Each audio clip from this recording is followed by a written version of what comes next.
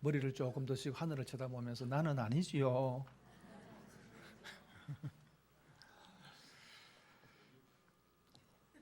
여러분, 예수님의 제자가 12명이지요. 어부, 세리, 또 열심당원 등 다양한 배경을 가진 사람들이 예수님의 제자로 부르심을 받았습니다. 그런데 이 예수님의 제자 12명 가운데서 제일 이해가 되지 않는 사람이 한 사람 있죠. 가룟 유다입니다. 왜 예수님은 그런 자를 제자로 부르셨을까? 예수님이 잘 몰라가지고, 유다가 어떤 사람인지 잘 몰라가지고 유다를 제자로 부르신 것인가 하는 겁니다. 그건 아니지요. 모든 것을 아시는 예수님께서 어떻게 유다가 어떤 사람인지 몰랐겠습니까? 그럼에도 불구하고 그를 제자로 부르신 이유는 기회와 기대 때문입니다.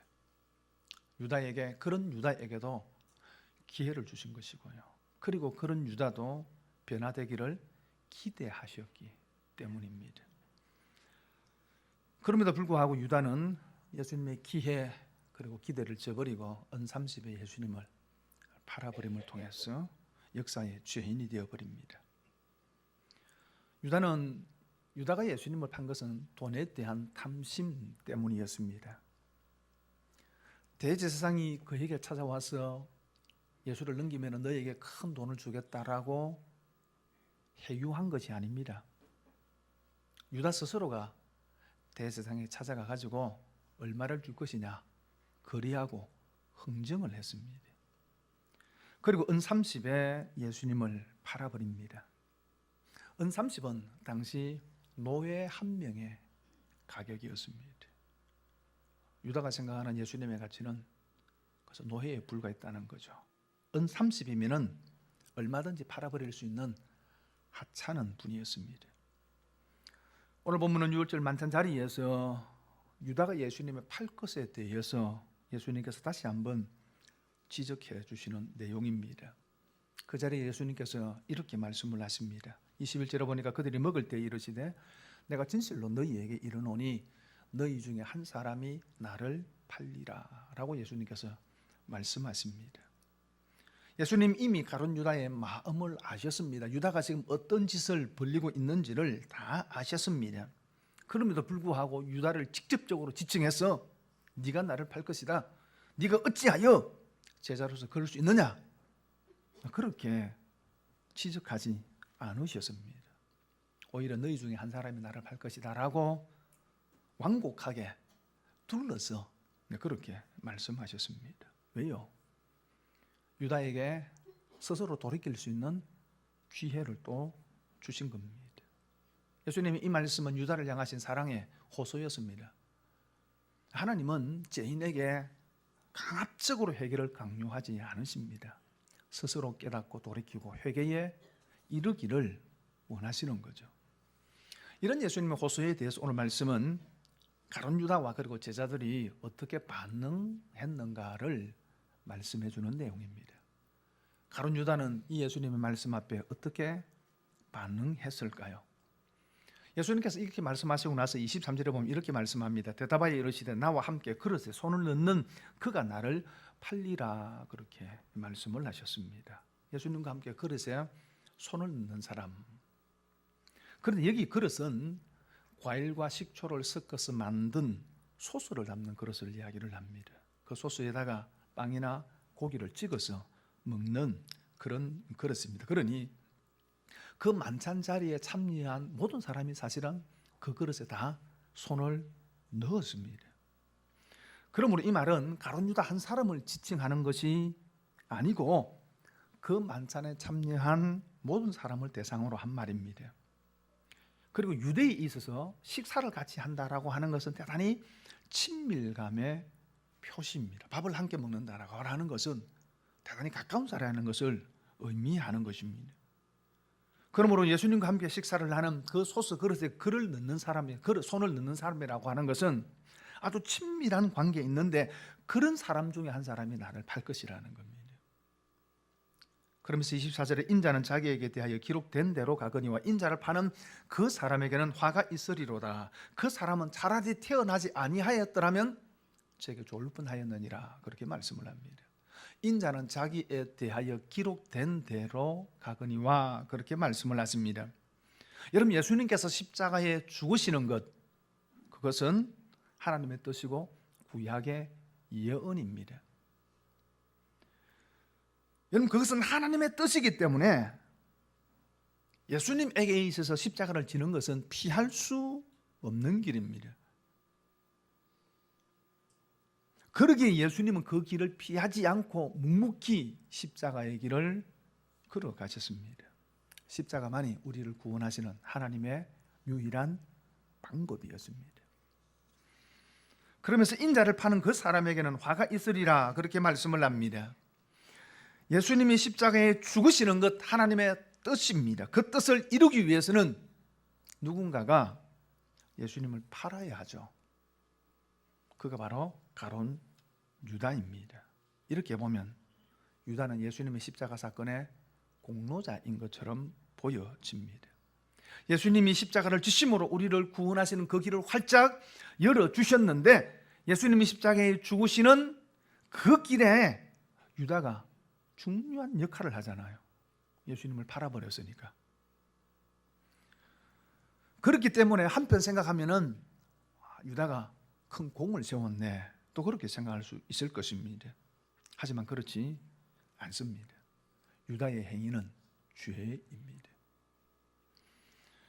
그리고 그로 말미암아 화를 받게 될 것이다 그렇게 말씀을 하십니다. 간혹 이런 착각을 하는 사람들이 있잖아요. 나의 악함이 하나님의 의를 드러내고 하나님의 뜻을 이루는데 도움이 되었다면은 내 악함도 선이 되는 것 아닌가라고 하는 생각입니다. 그렇습니까? 어떤 사람이 악한 짓을 했는데 그 악함의 결과가 그래도 어떻다 보니까 막 결과가 좋으면은 상 줘야 됩니까? 그렇지 않다는 거죠. 그래서 로마서 3장에 보면은 우리 불의가 하나님의 의를 드러나게 하면 무슨 말하리요? 진노를 내리시는 하나님이 불의하시냐? 결코 그렇지 아니하니라. 우리의 불의를 통해서 하나님의 의가 드러났을 때에 그럼에도 불구하고 하나님께서 그 불의에 대해서 심판하십니다. 그 하나님에 대해서 하나님 잘 불의합니다, 잘못했습니다, 그렇게 말할 수 없다는 것입니다. 죄는 죄라는 거죠. 예수님은 하나님의 뜻대로 예언된 대로 십자가의 길을 걸어가시고 십자가를 지시게 되지만은 유다의 죄는 결코 가벼워지지 않는다는 거예요. 그래서 예수님은 결론적으로 이렇게 이야기를 하십니다. 그 사람은 차라리 태어나지 아니하였더라면 제게 좋을 뻔하였느니라. 유다가 태어나지 않았더라면 예수님에게 좋을 뻔했다 그렇게 말씀하지 않습니다. 유다가 태어나지 않았더라면 다른 사람들에게 참 좋았을 것인데 그렇게 말씀하지 않습니다. 유다 자신에게 좋을 뻔했다 그렇게 말씀을 합니다. 무슨 말입니까? 유다의 악함은 그 자신에게 가장 큰 불행을 안겨다 준 악함이라는 겁니다. 죄는 다른 사람에게 불행을 안겨주기도 하지만은 사실은요, 그 자신에게 가장 큰 불행을 안겨줍니다. 그럼에도 불구하고 예수님께서 지금 이 말씀을 하시는 이유는 유다에게 마지막 기회를 주시는 겁니다.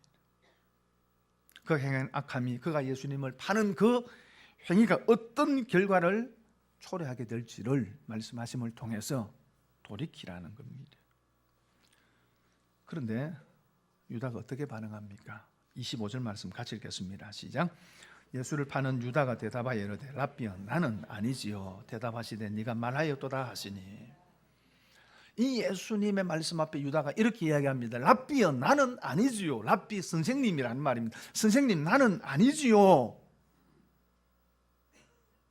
지금 유다가 지금 어떤 짓을 하고 있습니까? 예수님을 팔고 은 30을 받고 예수님을 어떻게 넘겨줄지를 이미 계략을 다 짠 상태입니다.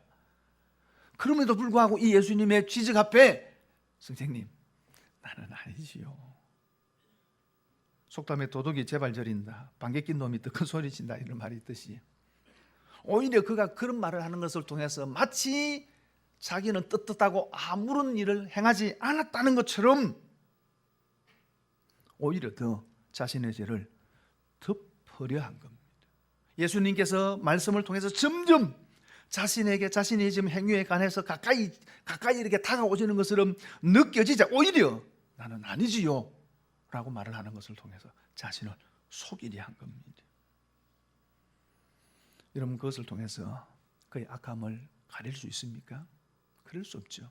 물론 사람은 속일 수 있습니다. 사람에게는 거짓말할 수 있습니다. 그러나 모든 것을 아시는 예수님 앞에 결코 숨길 수 없는 겁니다. 그럼에도 불구하고 유다는 그 말을 통해서 자신의 악함을 숨기려 한 겁니다.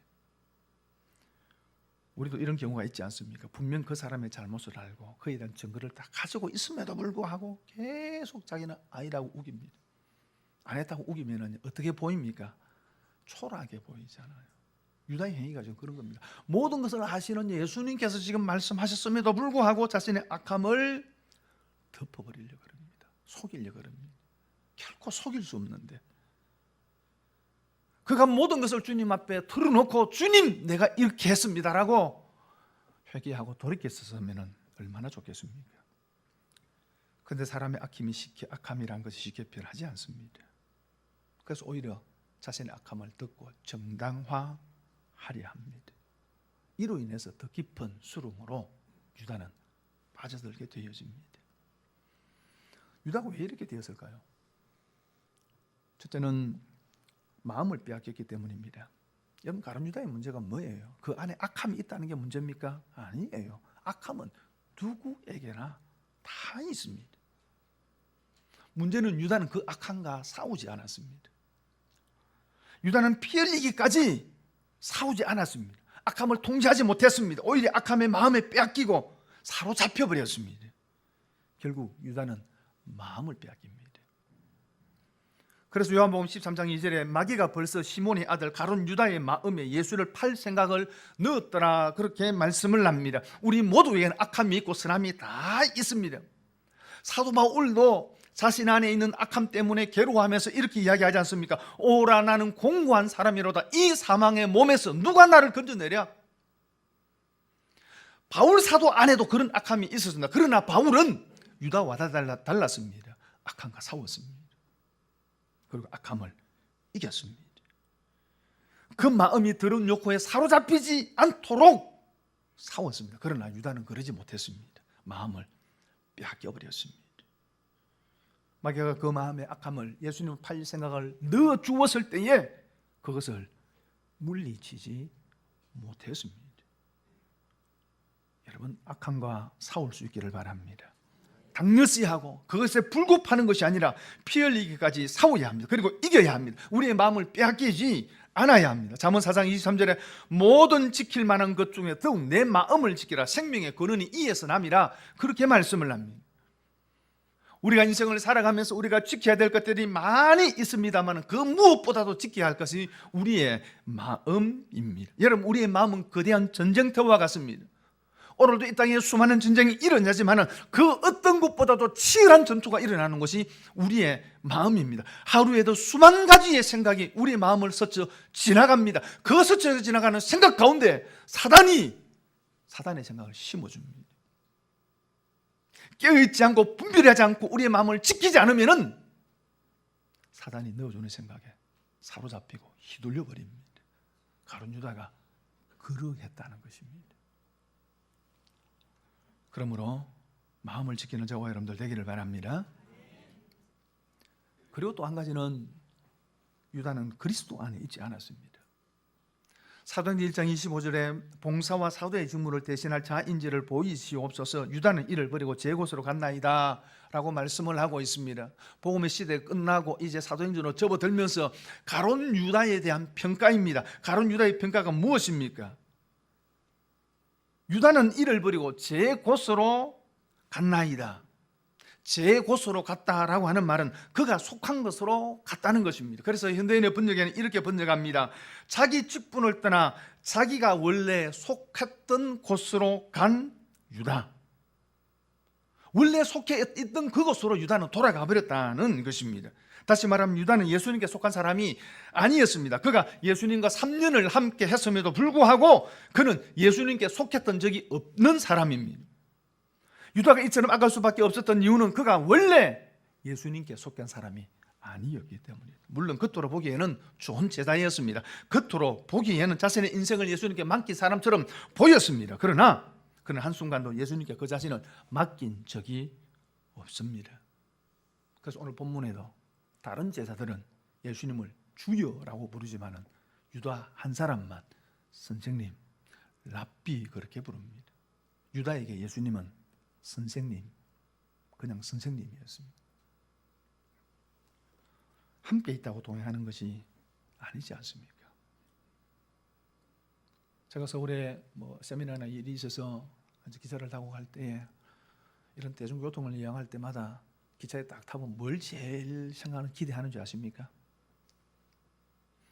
옆자리에 아무도 안 왔기를 기대합니다. 자리 비어 있었으면 좀 편하게 갈 건데 그걸 기대하죠. 근데 사실 어떤 사람이 앉든지 상관이 없습니다. 그렇죠? 저하고는 아무런 상관이 없는 사람이기 때문에 3시간 저를 제일 가까이 곁에 있지만은 저하고는 상관없는 사람이에요. 처음 만날 때 눈인사 한번 끄덕하고 나면 말 한 번 이야기하죠. 이야기 한번 하지 않습니다.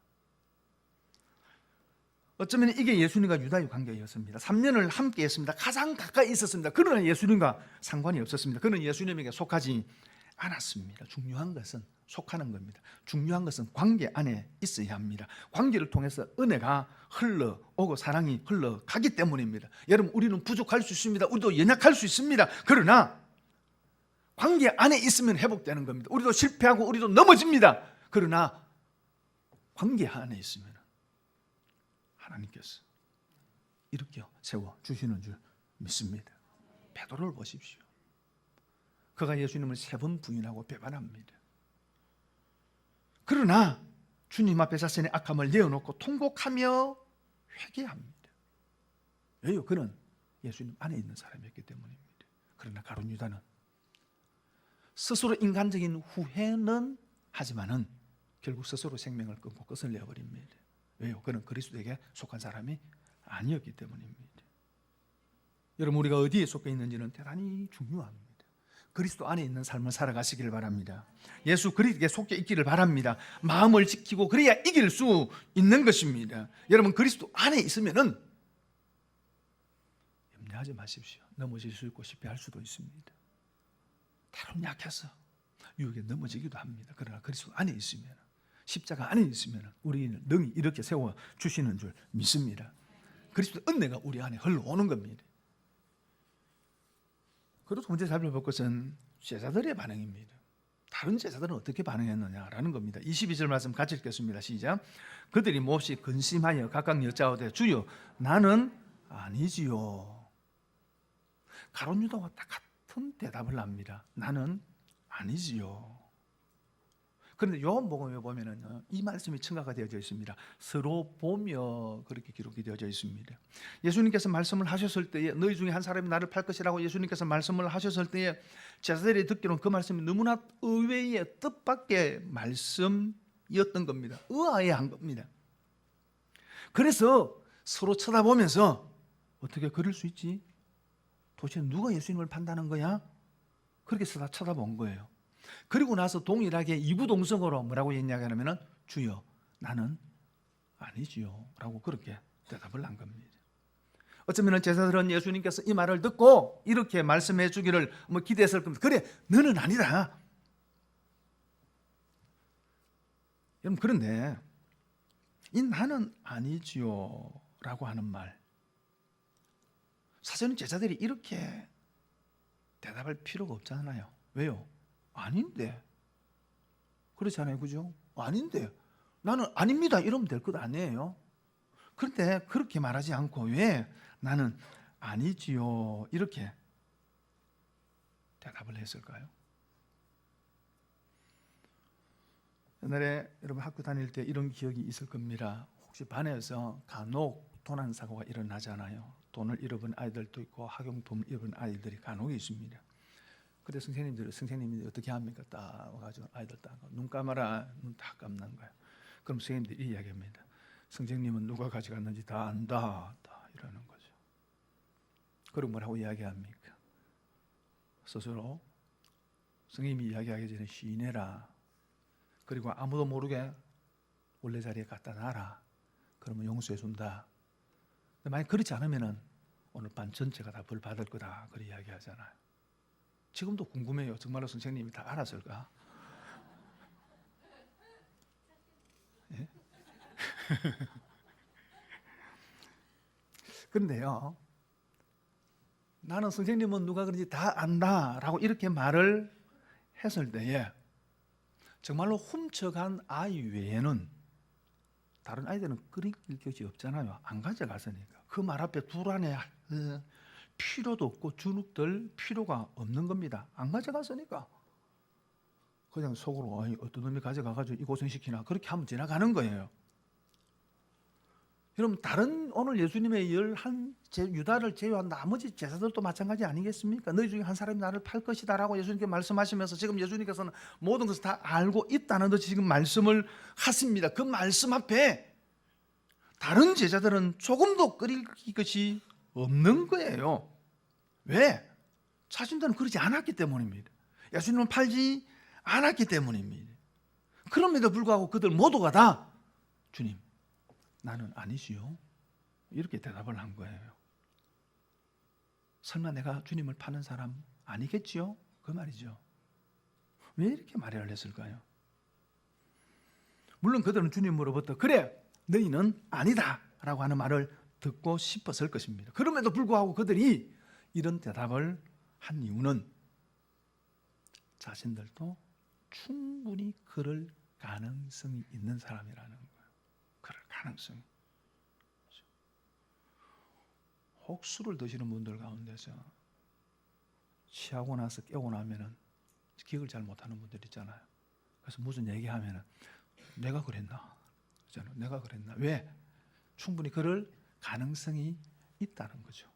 오늘 예수님의 제자들도 마찬가지입니다. 나는 아니죠라는 이 말 속에 무슨 의미가 들어가 있습니까?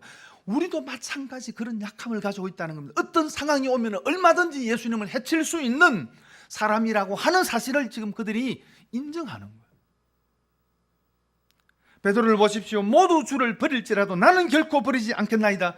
내가 주와 함께 죽을지언정 주님을 부인하지 않겠습니다라고 호언장담했습니다. 그럼에도 불구하고 그는 3번이나 예수님을 부인하게 됩니다.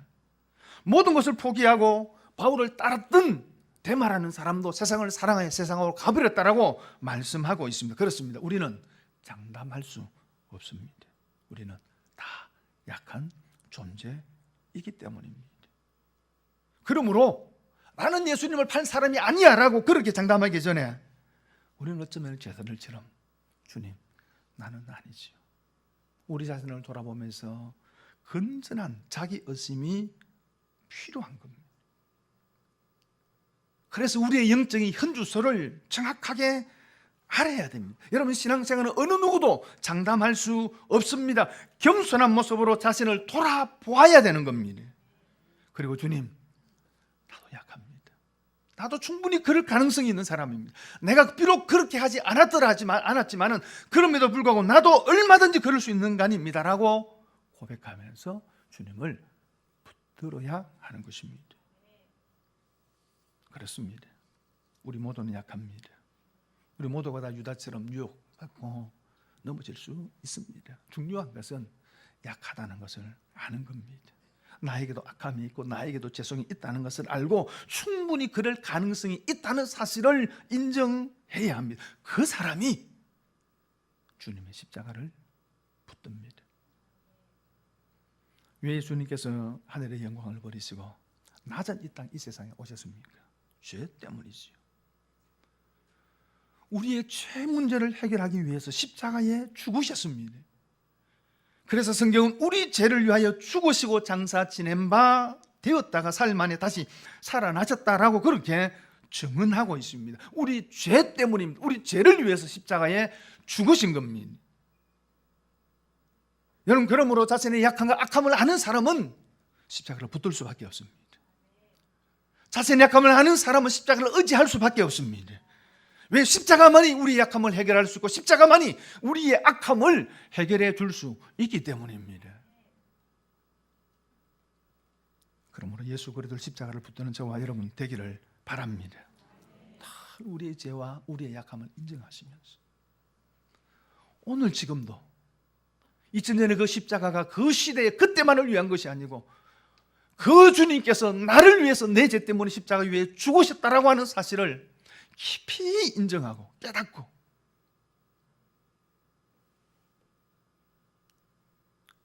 여러분 자식이 아프면 어떤 마음이 듭니까?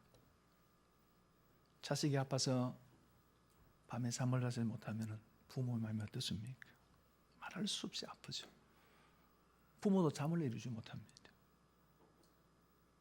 부모의 마음이지요. 여러분 그런데 오늘 우리는 예수님께서 나를 위해서 나 죄 때문에 십자가에 죽으셨다는 것을 너무 당연하게 받아들입니다. 당연히 그래야지. 그 십자가 앞에 아파하지 않습니다. 그 십자가 앞에 나를 돌아보지 않습니다. 내 죄가 어떤 결과를 가져왔는지를 보지 않습니다. 여러분 내 죄가 예수님의 십자가에 죽게 했습니다. 내 죄 때문입니다. 나의 허물과 죄 때문에 십자가에 죽으신 것입니다. 그러므로 오늘도 우리는 내 약함을 인정하고 내 죄를 인정하고 십자가의 주님을 붙들어야 합니다. 십자가의 주님을 의지해야 합니다. 그럴 때 십자가로부터 오는 은혜와 능력이 우리를 강하게 할 줄 믿습니다. 여러분 그 은혜 속에 거할 때 우리는 비로소 마귀의 어떤 유혹도 물리치고 이기는 삶을 살아가는 겁니다. 여러분 믿음의 사람, 위대한 믿음의 삶을 살아간 사람들은 완전한 사람들이 아니었습니다. 모두가 부족하고 연약한 사람들입니다. 그러나 그들은 그리스도 안에 있었고 그들은 십자가를 붙드는 사람들이었습니다. 오늘도 그 십자가를 붙들고 그 예수 그리스도 안에 믿음으로 살아 승리하는 삶을 살아가는 저와 여러분들 될 수 있기를 바랍니다.